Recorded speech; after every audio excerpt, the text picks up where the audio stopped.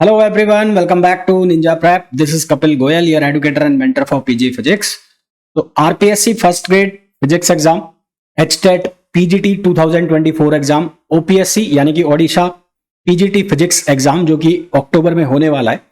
तो इन सभी एग्जाम्स के लिए एक मैंने नई सीरीज स्टार्ट की है जिसमें मैं आपको क्वांटम मैकेनिक्स के प्रैक्टिस क्वेश्चन कराऊंगा। करीबन 10 लेक्चर आप लोगों को इसके मिलेंगे और इसका जो पीडीएफ है, जितने भी लेक्चर्स होंगे उनका पीडीएफ मेरे Telegram group Ninja prep PGT physics पर आपको अवेलेबल होगा। लिंक भी उसका इसके डिस्क्रिप्शन में भी मिल जाएगा और आप यहाँ स्क्रीन पर देख के भी उसे फॉलो कर सकते हैं।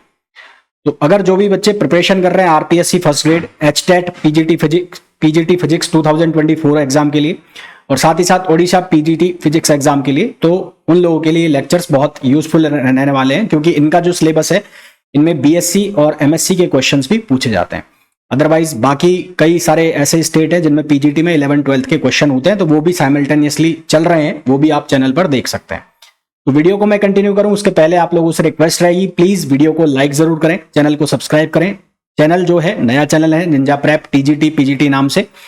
बाकी जो ओल्ड चैनल है मेरे जिन्हें आप देखते भी हैं, जिन पे CSIR नेट और जैम के वीडियोस आते हैं, तो उनसे मैंने सेपरेट करके नया चैनल बना लिया है जिसपे केवल टीजीटी पीजीटी एग्जाम से रिलेटेड वीडियोस आपको देखने को मिलेंगे। इनिशियली ये वीडियोस मेरा जो IIT जैम वाले चैनल है वहां पर भी आएंगे, पर सेम टाइम पे ये जो वीडियोस हैं जो टीजीटी पीजीटी वाला चैनल है उस पर भी अवेलेबल होंगे। तो चैनल को सब्सक्राइब जरूर करें, है ना, क्योंकि आपके चैनल को सब्सक्राइब करने से, वीडियो को लाइक करने से जो वीडियो है उसकी रीच बढ़ती है, चैनल ग्रो करता है, तो आपके साथ साथ मैं भी थोड़ा सा ग्रो कर जाऊंगा। बाकी पीडीएफ आपको अवेलेबल होगी कहां पर, Telegram group Ninja prep PGT physics के ऊपर। तो चलिए स्टार्ट करते हैं वीडियो। तो वीडियो को मैं कंटिन्यू करूं उसके पहले मैं आपको बता दूं आरपीएससी फर्स्ट ग्रेड के लिए, स्पेशली आरपीएससी फर्स्ट ग्रेड के लिए बैच मैंने स्टार्ट कर दिया है। प्रारंभ बैच करके ये बैच है। इस बैच के अंदर आपको 11-12 का फिजिक्स और साथ ही साथ बीएससी एमएससी का फिजिक्स कंप्लीट कराया जाएगा। इस बैच का जो प्राइस है इनिशियली 12,000 रुपीज है, पर अभी 20 सितंबर तक इस पे 10% का डिस्काउंट है, तो 10,000 में आपको अवेलेबल हो जाएगा। पीजीटी, हरियाणा पीजीटी के लिए चाहे बात करूं चाहे मैं ओपीएससी के लिए, क्योंकि इनके एग्जाम अभी नजदीक है तो सिलेबस पूरा नहीं होगा, तो ये जितने भी वीडियोस आते रहेंगे या आते रहते हैं वो आप देखते रहिए, ये आपके लिए डेफिनेटली बेनिफिशियल होने वाले हैं। तो जो भी बच्चा ज्वाइन करना चाहता है तो उसके लिए आप डाउनलोड कर लें Ninja prep app by Kapil sir, Ninja prep app by Kapil sir, जिसे आप गूगल प्ले स्टोर से डाउनलोड कर सकते हैं, गूगल प्ले स्टोर से डाउनलोड कर सकते हैं। वहां पर जाके आप प्रारंभ बैच ज्वाइन कर लेना। प्रारंभ बैच ज्वाइन करने के बाद आपको जो प्रिपरेशन है वो स्टार्ट हो जाएगा। अभी जो सब्जेक्ट चल रहे हैं बैच के अंदर वो चल रहे हैं फ्लूइड मैकेनिक्स और साथ ही साथ न्यूक्लियर फिजिक्स, 2 सब्जेक्ट चल रहे हैं। तो चलिए स्टार्ट कर लेते हैं वीडियो। तो क्वेश्चन नंबर फर्स्ट जो है उसमें बोला गया है the number of allowed modes per unit volume in the wavelength range lambda and lambda plus D lambda is. देखो, 3 जो मेथड है वो हम पढ़ते हैं रेंज निकालने के ब्लैक बॉडी रेडिएशन में। एक हम पढ़ते हैं वीन्स डिस्प्लेसमेंट लॉ या Wien's radiance law, radiation law. एक हम पढ़ते हैं रेल्स या रेलिक जी भी इसको कहते हो, और एक हम पढ़ते हैं कौन सा, प्लांक्स डिस्ट्रीब्यूशन लॉ, है ना। तो उन लॉ से ये फॉर्मूला निकाला जाता है। जब हम रेल्स की बात करते हैं तो वो केवल और केवल वैलिड होती है हायर जो रेंज वाली वेवलेंथ होती है उनके लिए। वीन्स का जो डिस्प्लेसमेंट लॉ आता है, वीन्स रेडिएशन लॉ आता है, वो वैलिड होता है केवल लोअर जो शॉर्टर वेवलेंथ होती है उनके लिए। और जो आया था किसका, प्लांक्स का लॉ, जो कि बेस्ड था क्वांटम मैकेनिक्स के ऊपर, वो दोनों ही तरह की जो वेवलेंथ है उनके लिए काम करता है। वो वीन्स के लिए भी काम करता है यानी कि शॉर्टर के लिए भी काम करता है, और वो लॉन्ग रेंज वेवलेंथ के लिए भी काम करता है।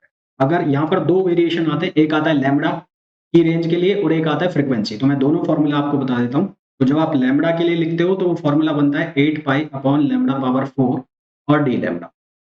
ये फॉर्मूला बनता है जब आप इसके लिए लिखते हैं नंबर ऑफ मोड्स की वैल्यू, जब आप लैम्बडा के लिए रेंज के लिए लिखते हैं नंबर ऑफ मोड्स। और जब आप फ्रीक्वेंसी के लिए लिखते हैं फ्रीक्वेंसी रेंज में, तो उस केस में फॉर्मूला लिखा जाता है nu square upon c q और डी न्यू। तो ये नंबर ऑफ मोड्स है जब आप किसके लिए लिख रहे हैं, जब आप लिख रहे हैं फ्रीक्वेंसी रेंज के लिए। तो ये फॉर्मूला आप याद रखना है ना, ये डायरेक्ट पूछ लिया जाता है। 1 का जो आंसर हो गया वो हो गया ए। फिर आइए नेक्स्ट क्वेश्चन पर। Threshold wavelength of photon that is capable of generating photo electric effect. तो फोटो इलेक्ट्रिक इफेक्ट जनरेट करने के लिए हमारे पास एक फंक्शन होता है जिसको कहते हैं वर्क फंक्शन। इस वर्क फंक्शन की वैल्यू एच न्यू या h c upon lambda not. तो न्यू जो है न्यू नॉट, ये होता है minimum frequency to start photoelectric effect. Minimum frequency to start photoelectric effect, photoelectric effect, ठीक है। और जबकि अगर हम बात करें किसकी, लैम्डा नॉट की, तो न्यू और लैम्डा एक दूसरे के क्या होता है, रेसिप्रोकल होते हैं। लैम्डा नॉट होता है maximum frequency, maximum wavelength, maximum wavelength to start photoelectric effect, photoelectric effect. तो अगर मैं फ्रीक्वेंसी की बात करूं, तो अगर जो फ्रीक्वेंसी है वो न्यू या न्यू से ज्यादा होगी तो ही फोटो इलेक्ट्रिक इफेक्ट स्टार्ट होगा, फोटो इलेक्ट्रिक इफेक्ट स्टार्ट होगा। और यदि जो वेवलेंथ है उस वेवलेंथ की वैल्यू लैम्डा नॉट से कम हो, वेवलेंथ की वैल्यू जो है लैम्डा नॉट से कम हो या उसके बराबर हो, तो ही फोटो इलेक्ट्रिक इफेक्ट स्टार्ट। यदि फ्रीक्वेंसी की वैल्यू जो मिनिमम फ्रीक्वेंसी है, जिसको थ्रेशोल्ड फ्रीक्वेंसी भी कहते हैं, उससे कम हो गई तो फोटो इलेक्ट्रिक इफेक्ट स्टार्ट नहीं होगा। इसी तरह से जो वेवलेंथ है वो थ्रेशोल्ड वेवलेंथ से ज्यादा हो गई तो फोटो इलेक्ट्रिक इफेक्ट स्टार्ट नहीं होगा। तो हमें वेवलेंथ पूछा है, तो वेवलेंथ के केस में आंसर क्या आएगा, बी आ जाए। नेक्स्ट क्वेश्चन पे, the work function of calcium. अब यहाँ पर फोटो इलेक्ट्रिक इक्वेशन आपको लगानी है, पर उसकी जरूरत पड़ेगी नहीं क्योंकि वर्क फंक्शन आपको दिया है। तो work function W not equals to h c upon lambda not या फिर h nu not. What is the maximum wavelength of the incident radiation, maximum wavelength निकालना है। देखो इसका शॉर्टकट फॉर्मूला मैं आपको बता रहा हूँ, वो लगाना। तो अगर आपको आर्मस्ट्रॉन्ग में लगाना हो तो 12400 अपॉन लेमडा नॉट, ये आर्मस्ट्रॉन्ग में, और ये जो डब्ल्यू है ये किस में होगा, इलेक्ट्रॉन में। अगर आपको किस में लगाना हो, नैनो में, तो ये 121240 ये हो जाएगा किस में, ये नैनो में। तो अब यहाँ पर नैनो में आंसर है, तो यहाँ से डायरेक्ट सॉल्व कर लो इसको। वर्क फंक्शन की वैल्यू कितनी दे रखी है, 2.9, ये हो जाएगा 1240, और यहाँ से लगा लो लेमडा नॉट एन एम, तो लेमडा नॉट की जो वैल्यू आ जाएगी 1240/2.9। इसको सॉल्व करोगे तो आंसर आ जाएगा आपका 428 एन। ये डायरेक्ट फॉर्मूला याद रखना, बहुत काम के हैं ये, आपको सीधा एग्जाम में बहुत फायदा मिलेगा इन क्वेश्चन, इन फॉर्मूलाज को याद। क्वेश्चन नंबर 4 पे आइए। Photo electric experiment both sodium and tungsten work function. Sodium का जो वर्क फंक्शन है WNA मैं लिख देता हूँ, वो कितना है 2.3 इलेक्ट्रॉन वोल्ट, और जो टंगस्टन का है, टंगस्टन उसका है कितना 4.5 इलेक्ट्रॉन वोल्ट। इनकी जो वेवलेंथ है वो सेम है, जो इंसिडेंट वेवलेंथ है वो सेम है। If the stopping potential for tungsten is measured, tungsten का जो स्टॉपिंग पोटेंशियल है वो है 1.8 वोल्ट। तो स्टॉपिंग पोटेंशियल निकालना है किसका, सोडियम का, ये निकालना है। तो अब यहाँ पर हम यूज करेंगे फोटो इलेक्ट्रिक इक्वेशन। तो photoelectric equation E equals to 5 plus work function है, तो वर्क फंक्शन को मैं डब्ल्यू नॉट से लिख देता हूँ, डब्ल्यू नॉट प्लस 5। तो सबसे पहले मैं लिख देता हूँ किसके लिए, E की value h c upon lambda लिख देता है। तो ये एच सी अपॉन लेमडा किसके लिए, टंगस्टन के लिए, और वर्क फंक्शन इसका कितना दे रखा है 4.5, और ये दे रखा है 1.8। तो यहाँ से ये वैल्यू हमारे पास होगी कितनी 6.3, ये वैल्यू फिक्स होगी। एच सी अपॉन लेमडा की वैल्यू आ गई। अब किसके लिए, सोडियम के लिए, एंड लेमडा तो दोनों के लिए सेम है, तो एच सी अपॉन लेमडा, और वर्क फंक्शन कितना दे रखा है सोडियम के लिए, ये दे रखा है 2.3, I1 निकाल। एच सी अपॉन लेमडा की वैल्यू कितनी आ गई 6.3, में से माइनस करना है कितना 2.3, और प्लस 5Na। तो 5Na जो है वो आ जाएगा 4 वोल्ट। करेक्ट आंसर आ जाएगा हमारे पास 4 वोल्ट नहीं आएगा, इलेक्ट्रॉन वोल्ट में आएगा आंसर। इलेक्ट्रॉन वोल्ट में आना चाहिए आंसर, ये यूनिट गलत लिखी हुई है, इनको इलेक्ट्रॉन वोल्ट कर लेना। अरे नहीं, स्टॉपिंग पोटेंशियल, हाँ एक मिनट सही है, सही है। पोटेंशियल निकालना है ना, तो फाई की वैल्यू ये आएगी 4 इलेक्ट्रॉन वोल्ट। मैं एक बार इसको वापस बता देता हूँ, ये वैल्यू आएगी phi equals to EV stopping, और ये आंसर आएगा 4.0 इलेक्ट्रॉन वोल्ट, तो ये E से ही कटेगा। तो फाई स्टॉपिंग की वैल्यू हो जाएगी 4.0 वोल्ट, 4.0 वोल्ट यानी कि 4 वोल्ट। ठीक है, नेक्स्ट क्वेश्चन पे आ जाओ। Question number 5, energy required to dislodge a bound electron from sodium, यानी कि वर्क फंक्शन की वैल्यू दी हुई है, वो कितनी है 2.3 इलेक्ट्रॉन वोल्ट। थ्रेशोल्ड वेवलेंथ निकालना है, यानी कि h c upon lambda not. तो डायरेक्ट उसमें लिख दो आप 12,400 और लैम्डा, अब आर्मस्ट्रॉन्ग में आ जाएगा ये सीधा 1244 और 2.3, तो नियर अबाउट आंसर आएगा इसका 5391 आर्मस्ट्रॉन्ग, जिसको आप लगभग बराबर लिख दोगे किसके, डी के। नेक्स्ट क्वेश्चन पे आ जाओ।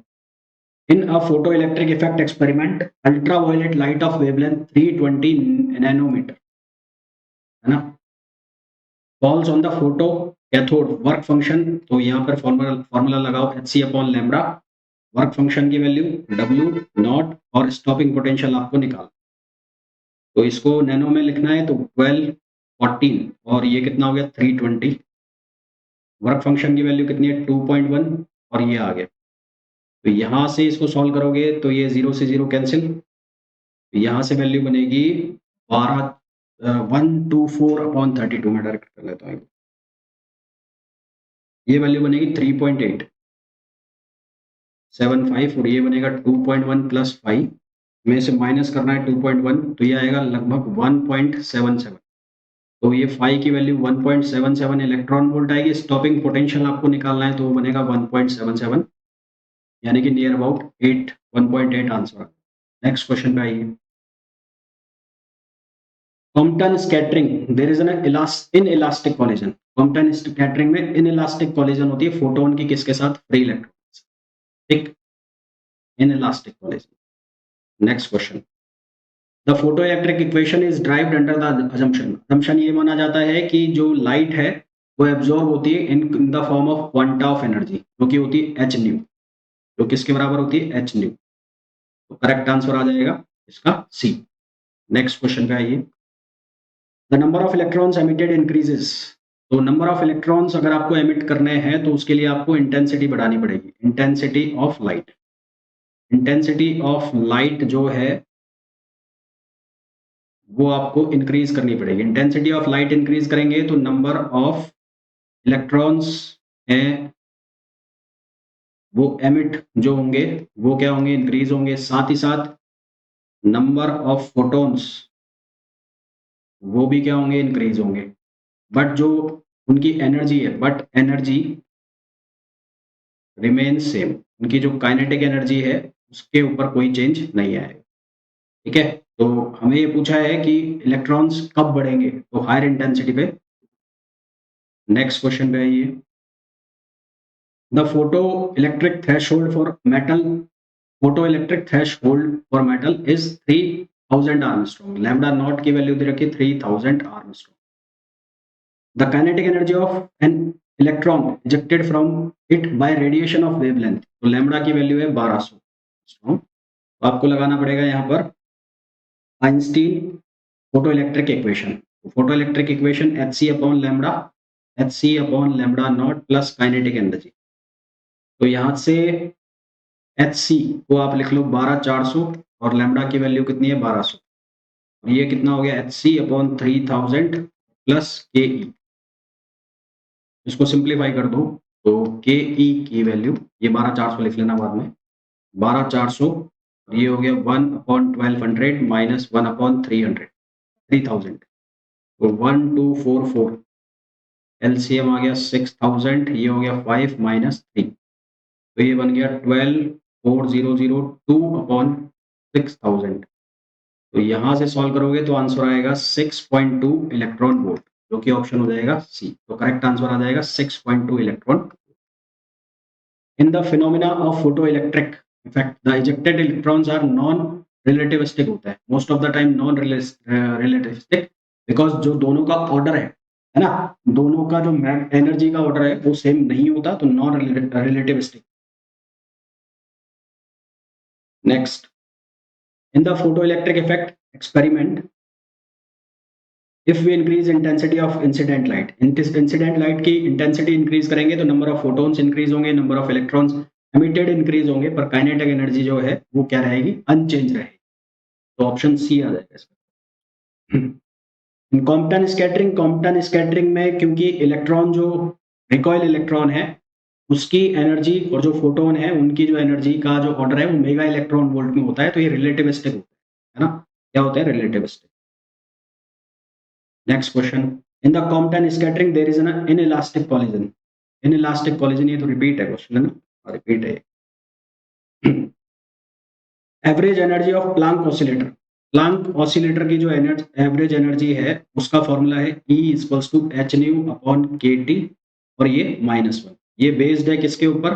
Based on assumption that energy distribution is discrete, energy distribution is discrete, energy का डिस्ट्रीब्यूशन है वो डिस्क्रीट है, और ये क्वांटम मैकेनिक्स पर बेस्ड है, क्वांटम मैकेनिक्स। अगर आपसे पूछा जाता कि क्लासिकल मैकेनिक्स पे बताओ, तो क्लासिकल मैकेनिक्स पे फिर बी ऑप्शन आता है NH न्यू, क्योंकि उसमें कंटिन्यूअस डिस्ट्रीब्यूशन होता है। इलेक्ट्रोमैग्नेटिक रेडिएशन, हर एक टेम्परेचर पर इलेक्ट्रोमैग्नेटिक रेडिएशन हो सकता है, all bodies at all temperature, ये ऑप्शन आ जाए।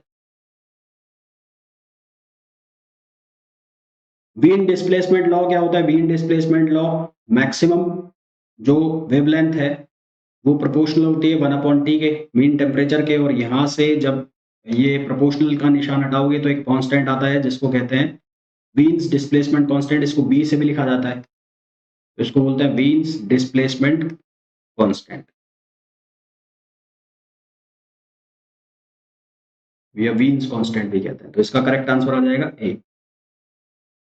फिर नेक्स्ट क्वेश्चन पे आइए, रेल्स जीन्स लॉ वैलिड कब होते हैं? जब लॉन्गर वेवलेंथ के लिए बात चलती है, शॉर्टर के लिए जो वैलिड होता है वो कौन होता है? Wien's radiation law. तो इसका आंसर आ जाएगा बी।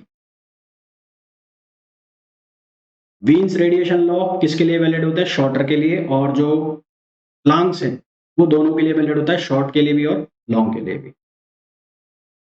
करेक्ट स्टेटमेंट, करेक्शन नहीं है, करेक्ट स्टेटमेंट है। Pressure of diffusion radiation equals to 1/3, इसको टोटल एनर्जी डेंसिटी, बिल्कुल सही है। Radiation pressure for normal incidence, normal incidence के लिए radiation pressure P equals to होता है E/C, जहां एनर्जी जो है उसकी यूनिट होती है joule per unit area square per unit second, है ना। और तो दोनों ही स्टेटमेंट इसके क्या हो गए? करेक्ट हो। नेक्स्ट क्वेश्चन पे आ जाओ। Amount of heat energy absorb पर minute by the square centimeter of the perfectly black body surface at mean distance of earth from sun in absence of atmosphere, उसको हम कहते हैं सोलर कांस्टेंट। ठीक है, क्या कहते हैं? Solar constant. तो ये था मॉडर्न फिजिक्स का फर्स्ट सेट। इसके बाद सेकंड सेट आएगा, तो मैथमेटिकल और मॉडर्न फिजिक्स के तुम्हारे दोनों साथ में चलने वाले, और बाकी उसके अलावा जो वेव्स और ऑसिलेशन है उसको भी मैं रेगुलरली चलाता रहूँ। तो अगले 3-4 दिनों में हम ऑलमोस्ट सारे सब्जेक्ट टच कर जाएंगे, है ना। मिलते हैं नेक्स्ट वीडियो के अंदर। Till then, thank you.